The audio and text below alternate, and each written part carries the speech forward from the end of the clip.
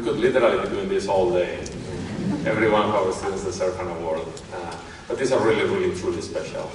And we want to recognize their work both as an individual and as a team, both in the classroom, in the labs, and also just in the community. And speaking of community and awards, it is my great pleasure to introduce our graduation speaker today. Mekonnen Kassa is an alum of the department, has a truly, truly unique experience. You have heard me saying at the beginning of this event that this is probably one of the largest graduating class the Mechanical Engineering department has ever put out into the world. It is also one of the most diverse.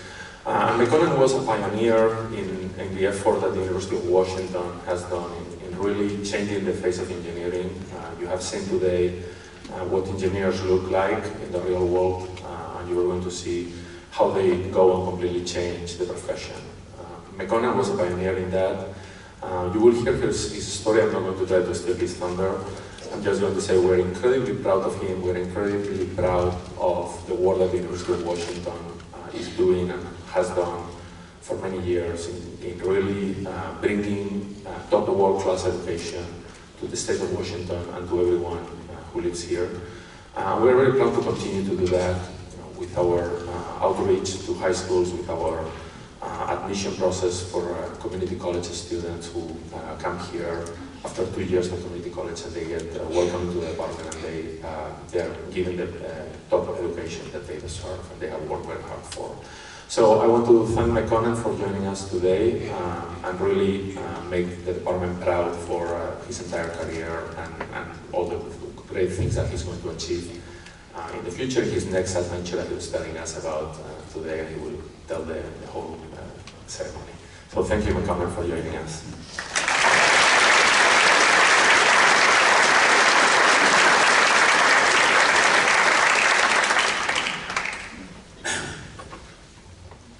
Thank you very much, Chair Aristeda. I appreciate you very much for affording me this opportunity today to come and speak in front of these esteemed graduates. At the same time, I'd love to thank the faculty for giving me the opportunity to come and contribute and at the same time live a purposeful life.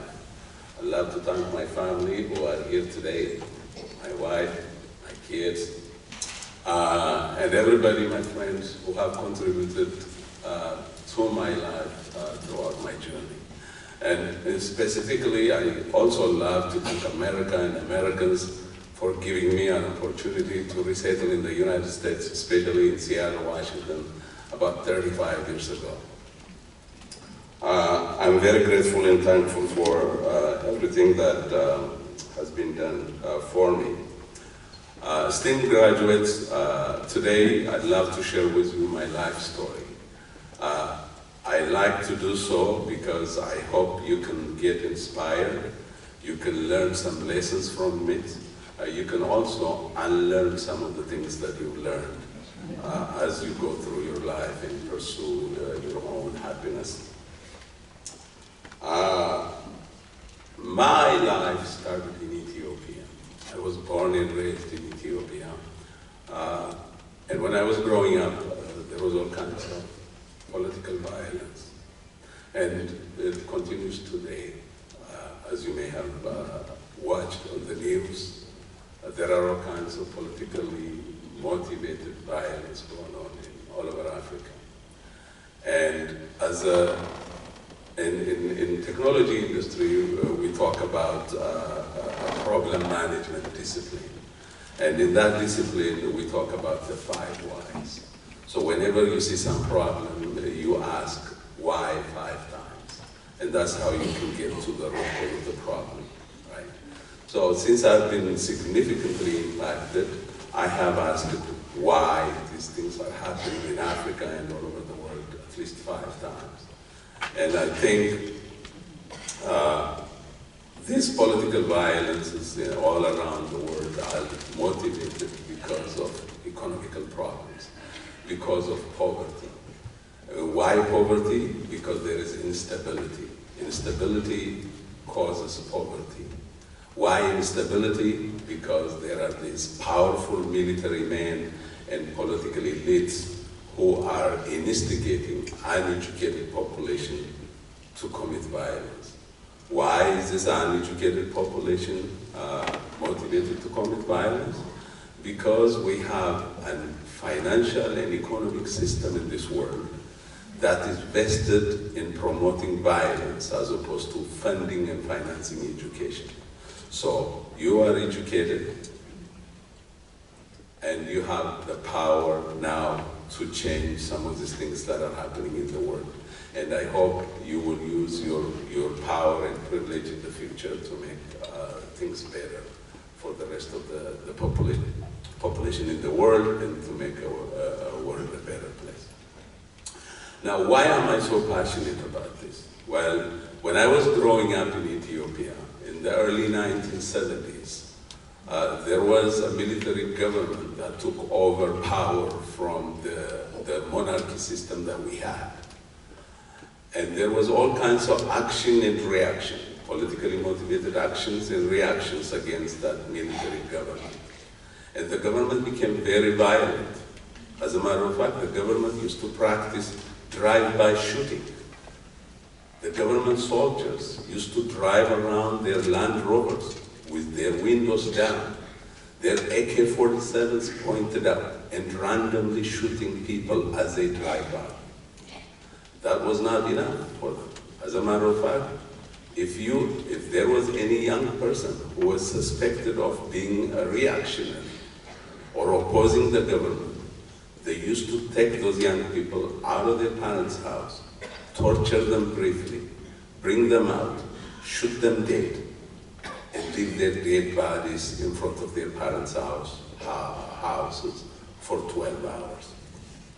In some situations, the parents of those kids were forced to compensate the government for the cost of the bullet that they used to kill their kids.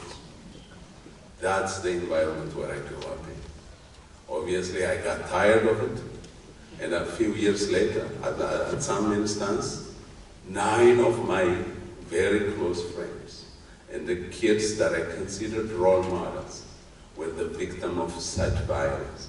When I woke up in the morning, I heard about them getting killed. I went around town and saw their dead bodies.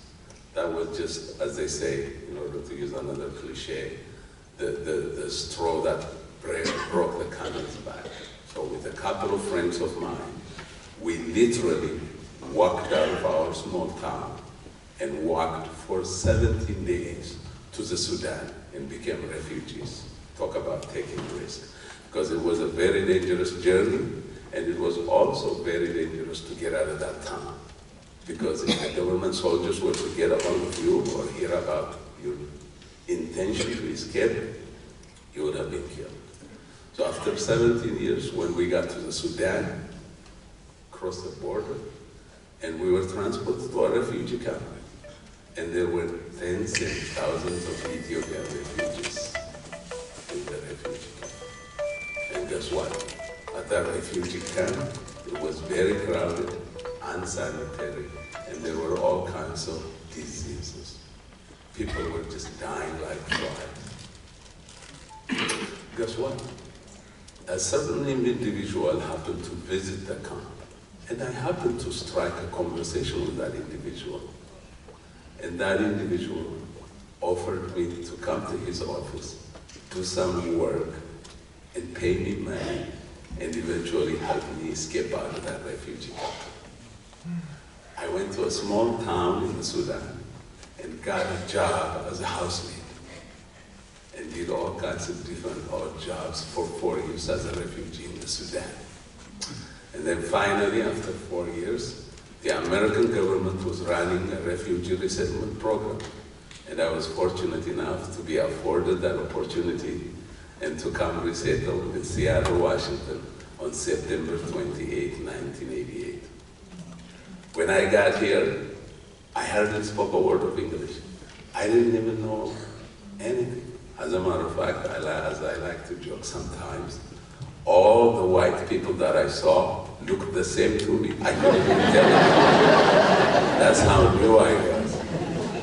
But thankfully, I started going to Shoreline Community College and learning English as a second language. And the person that I met in my class helped me learn how to drive a car and get a taxi driver's license. And then as I was driving a taxi car, Monday through Friday I was going to school. Friday night, Saturday night I used to drive a taxi car.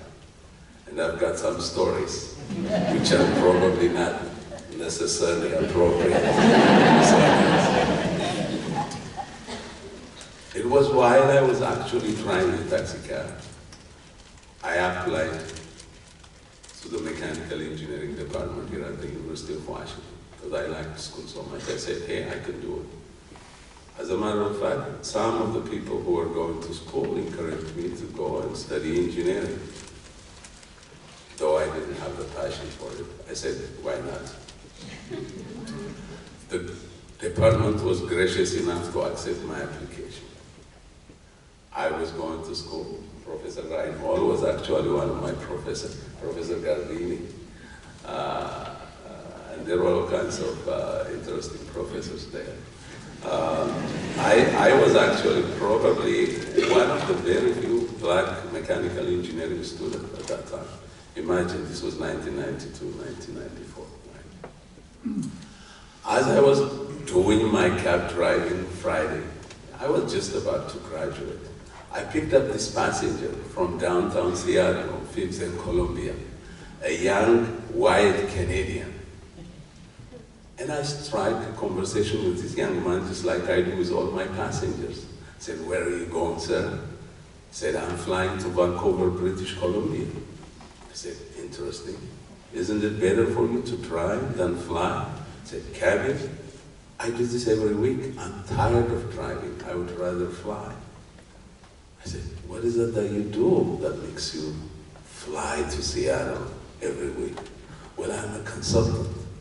What's a consultant? Well, Kabi, have you ever heard of computers? Computer science?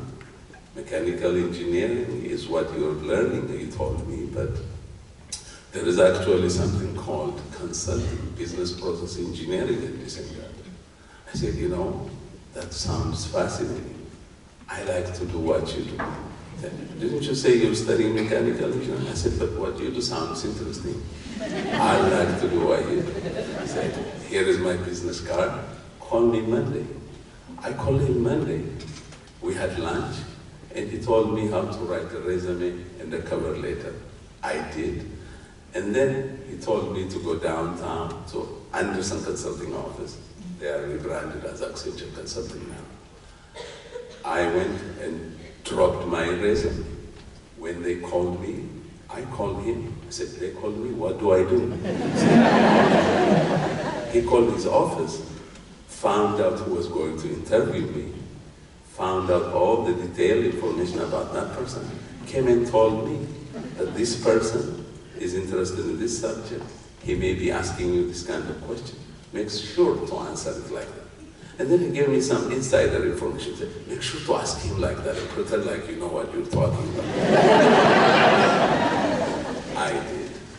So we did that 3 times over 3 weeks period of time. And I got the job as a computer consultant at Accenture or Anderson Consulting at that time. I didn't know it at that time, but my training as a mechanical engineer, if I can be biased for a moment, was very instrumental to help me be successful in what I did. Because I had the versatility, right? Because engineers are trained to be analytical, right? So within 3 months, I was able to learn how to do computer programming and join a software development team at Microsoft. And as you probably guess by now, not only I did 10 years as a computer consultant, but I've been an employee of Microsoft for about 17 years, and I'm now a senior director of cybersecurity engineering at Microsoft.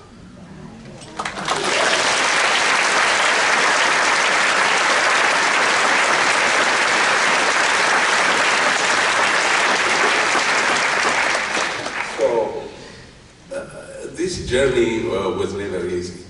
Obviously, especially after I joined Microsoft, it was quite a struggle. And not only I was the only black person in meetings, in email threads, in all kinds of situations, I also had my own style of doing things, and I struggled quite a bit. And what made it worse was the fact that I didn't have anybody to turn to. I didn't have mentors, I didn't have coaches, I didn't really have sponsors. So it was quite a struggle. And add to that, I didn't really go through the culturalization process, if you will, right? I was just working. And I had my own behaviors and actions and reactions that really didn't sit well with my coworkers. So even though I worked hard and tried to do all that I could, there was no recognition as much as I thought it should come my way. And some of these situations, some of these behaviors that I had were actually the problems, because within that system, I really needed to adjust and work with the system instead of trying to externalize the problems and find reasons why I was not the problem, when in fact I was actually the problem. It took me some time to realize that I was the problem. My own behaviors, my own actions and reactions were also part of the reasons why I was not being as successful. And it took a very caring manager to help me realize that I was actually part of the problem. The system has its own problem, but I was making it worse. Once I realized that, I started getting some serious coaching and mentoring. And I've learned a lot through that. I've learned to accept my own failures. I've learned how to admit mistakes. I've learned to take responsibility for my actions. These learnings not only have helped me professionally, but they have been tremendously helpful in my personal life. As a matter of fact, I'm here to tell you that the most benefit I got from becoming authentic, realizing this situation, is my personal life. In my personal life, obviously, I've had some serious challenges before. I continue to have some challenges. But as they say, I am a work in progress, and I can tell you that I am in a much better position professionally and personally now than I was before. So, why am I telling you all this? Well, the first thing that I like to pass to you from my life lessons is that I know as young people you have probably been told not to talk to strangers, but I am here to tell you to talk to strangers.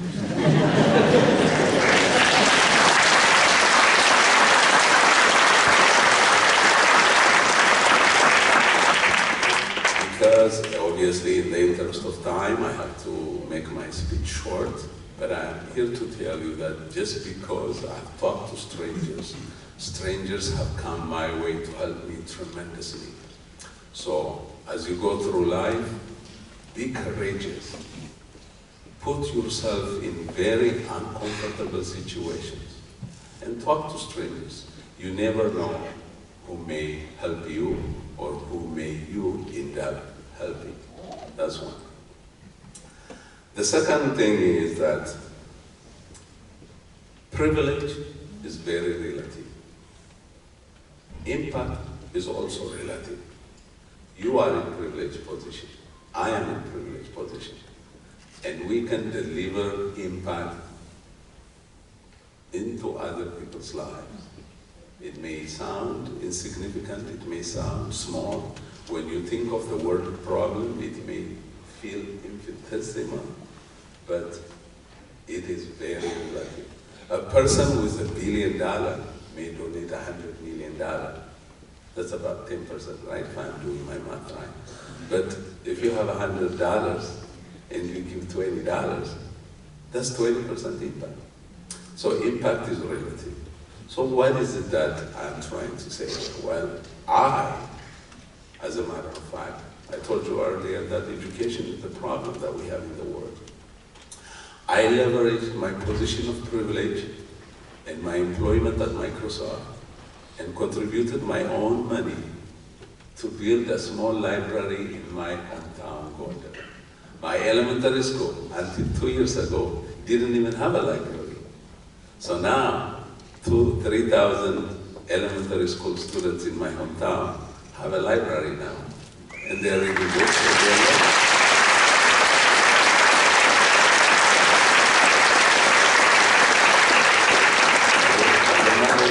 I feel so indebted by the generosity of Americans and the help other people have provided me.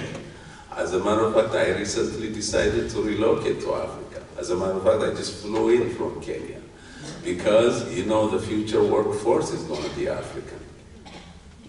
And as I said before, the economic situation in Africa needs to change in order for the people to live a better life.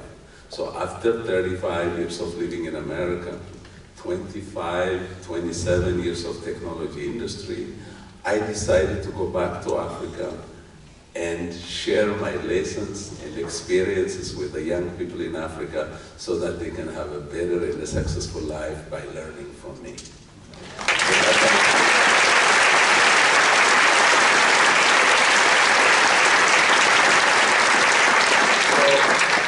Finally, right, so you are now embarking into a new chapter in your life. And of course, there are all kinds of, I don't want to say unprecedented, but there are all kinds of different types of challenges. ChatGPT is being one. But I'm here to tell you that we have been here before. If you go look at technology history for the last 100 years, people have been scared. People have protested. People have been answered. Sure enough, some technologies retired some professions, but at the same time created all kinds of new opportunities, right? I'm sure you've heard about this famous story about the horse carriage drivers in New York protesting when cars were invented because they were afraid they would lose their jobs. Even the street sweepers were afraid. But guess what?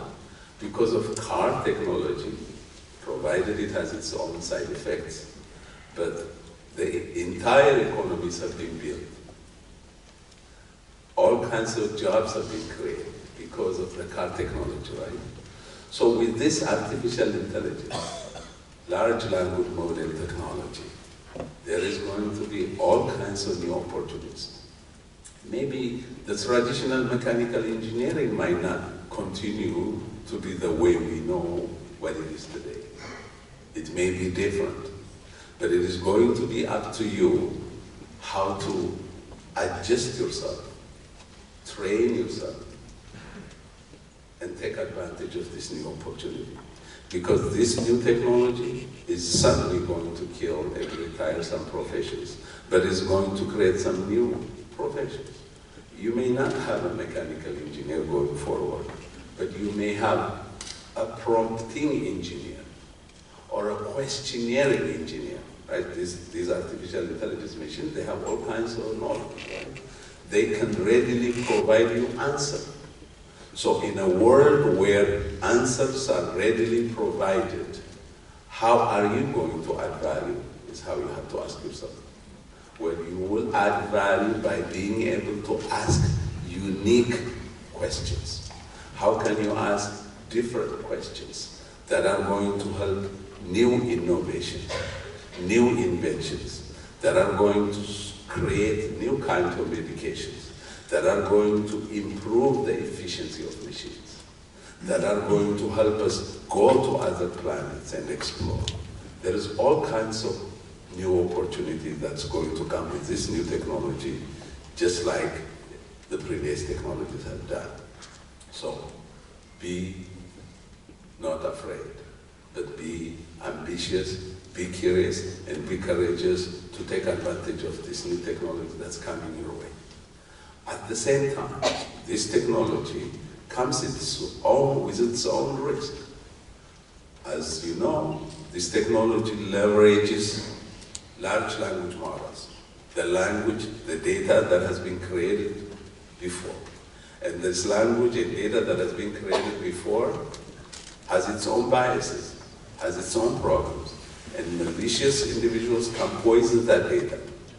These machines can actually make error in judgment. So there are all kinds of risks associated with this.